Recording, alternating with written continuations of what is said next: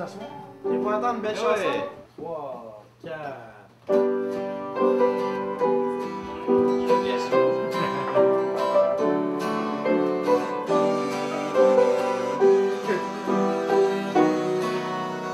Comment ça va, ma petite sœur? Viens que je te serre dans mes bras. Puis as-tu retrouvé le bonheur?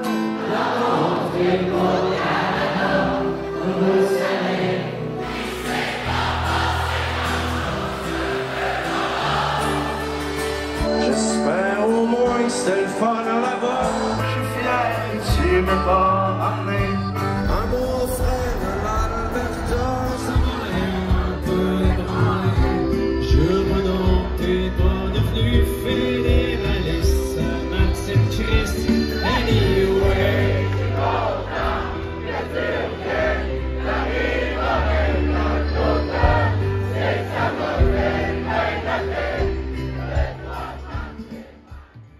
Un artiste, ça va sonner vraiment cliché, mais un artiste c'est rien sans son public.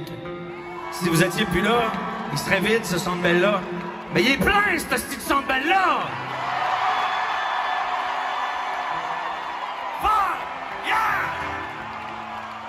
Le fils qui était calme, c'était une bombe. C'était une bombe qui était tout le temps sur le bord d'éclater. Les Cowboys fringants. Les billets s'envolent, on annonce déjà des spectacles supplémentaires. Le groupe de l'heure au Québec, les Cowboys fringants, sera en spectacle samedi au Parc Jarry en compagnie de plusieurs autres artistes, dont le légendaire Plume Latraverse. Les Cowboys, mais ils sont prêts à me suivre jusqu'à la scène. Yeah! Ça fait 33 spectacles des Cowboys que je vois ce soir, c'est mon 33e. On est fous, on les suit partout, puis on les aime super. Une salle de 1500 places à guichet fermé, même si leurs disques ne sont pas distribués en France. Il y a 5 des bleus en haut, des pigeons. Je vais entendre 20 000. Il y a dans la salle 4500 Lyonnais et pourtant les Cowboys fringants ont déjà joué ici il y a 9 mois et avaient déjà attiré 5000 personnes. Jamais depuis peut-être Robert Charlevoix dans les années 60 a conduit pareille énergie.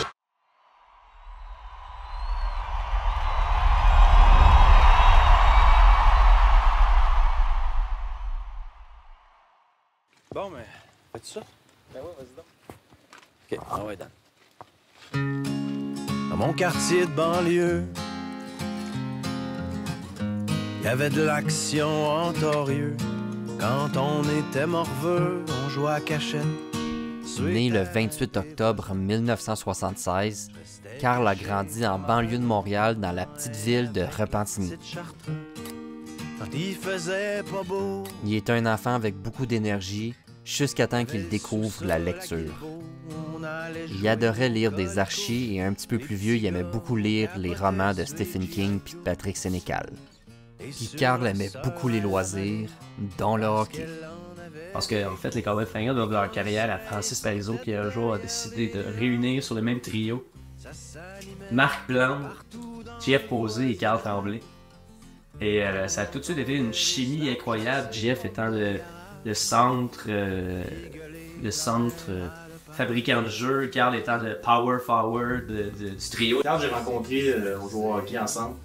Un gars timide, Carl parlait pas gros. Moi, j'étais un vétéran de l'équipe de hockey cette année-là. Alors, Carl était bien intimidé par moi. Fait que, finalement, au mois de février, il s'est décidé à me parler. C'est ça, il m'a demandé s'il voulait qu'on fasse un projet ensemble musical. Lui, il jouait déjà dans un obscur groupe punk, dont le nom m'échappe. Alors, c'est ça, c'est arrivé comme ça, une rencontre très simple.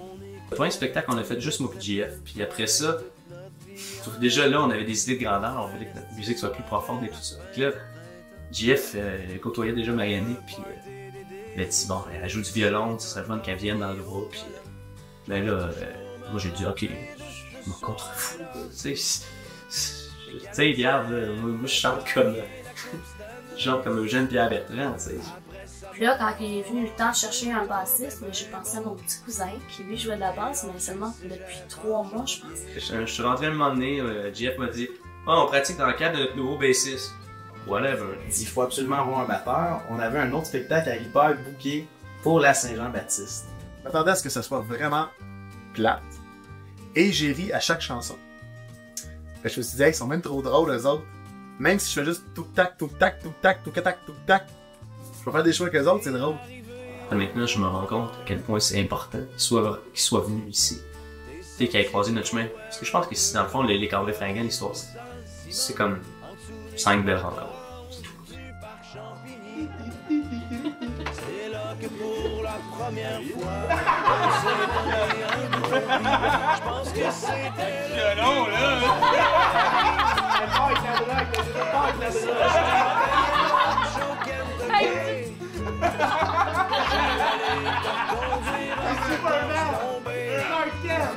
On dit que ce soir-là, j'ai bien dormi. On a eu des bons moments.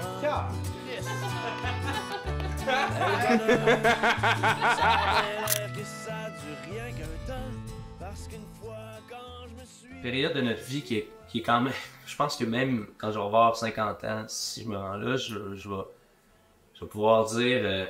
il y a une période de ma vie, écoutez les gens, moi j'étais une fois. On n'avait pas de blonde, on n'avait pas de job, on n'avait rien, on foutait rien. En fait, on a comme formé une coalition d'ultimes paumés, comme on pourrait dire. C'est tout sacré là dans mes blondes, moi, Carl, les frères Talbot. Le début de carrière de Carl et des Cowboys Fringants est la preuve que tout peut changer très rapidement.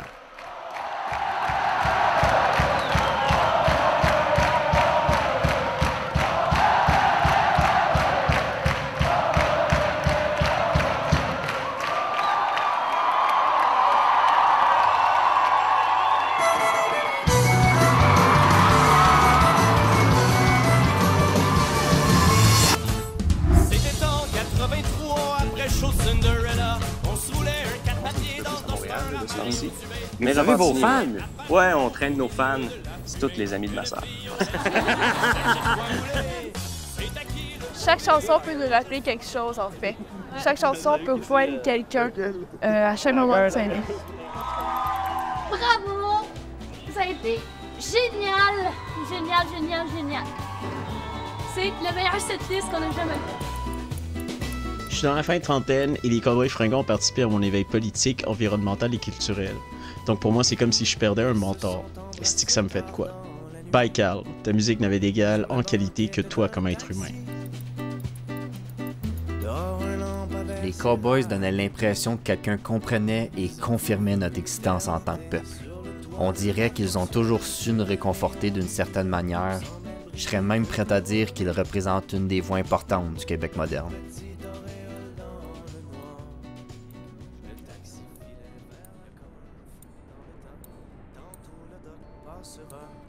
Me donner mes résultats et je saurai si oui ou non j'ai des chances de guérison. Mes bougies d'anniversaire seront peut-être bien les dernières, mais je ne suis même pas fébrile. J'ai en moi... Jouer au hockey est un prétexte.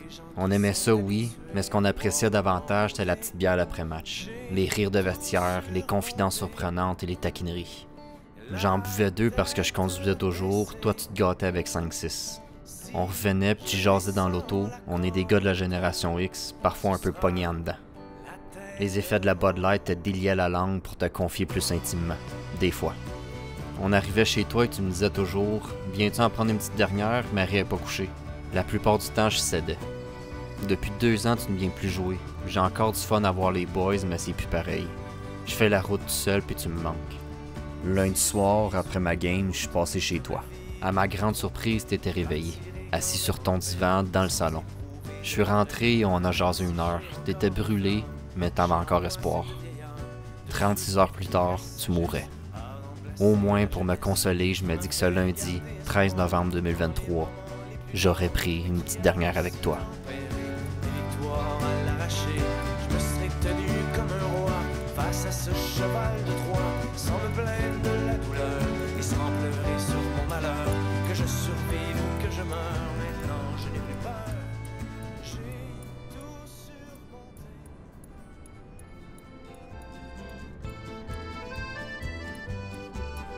Un grand homme.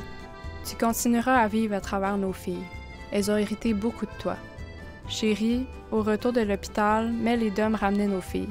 Il n'y avait qu'une étoile dans le ciel, impossible d'en voir une autre. Notre belle Simone a dit « Papa est déjà monté au ciel pour nous saluer. » Et notre petite Pauline a répliqué « Si c'était parrain Jean-François qui était décédé, son étoile ne serait sûrement pas déjà là, car lui, il est toujours en retard. » Je sais que tu dois rire en ce moment. Elles sont magnifiques. Ne t'en fais pas, je vais bien m'en occuper. Je t'aime, tu vas tellement nous manquer. Construire des igloos et rentrer les pieds gelés, juste attendre pour passe-partout. Mais au bout du chemin, dis-moi ce qui va rester de la petite école et de la cour de récré. Quand les avions en papier ne partent plus au vent, on se dit...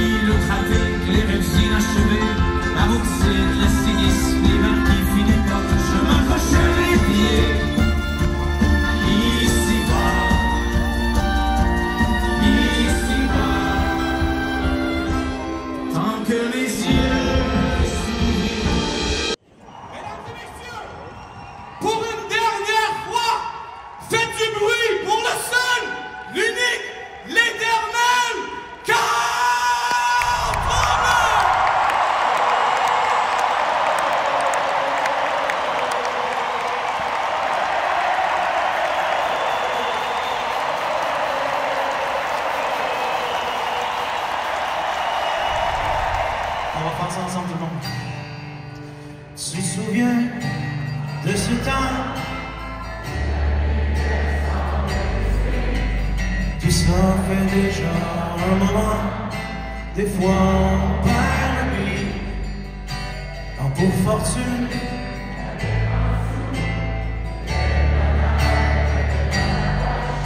C'est bien avant de comprendre que tout tient avec la broche. Mais la main sur mon épaule, pour que mon amour se frôle, toi qui en as besoin. Ça fait 10 ans et des poussières qu'on fait face aux vents d'hiver. Ensemble, on n'a peur de rien. Dis-toi que cette histoire, ma blonde, t'es pas seule au monde.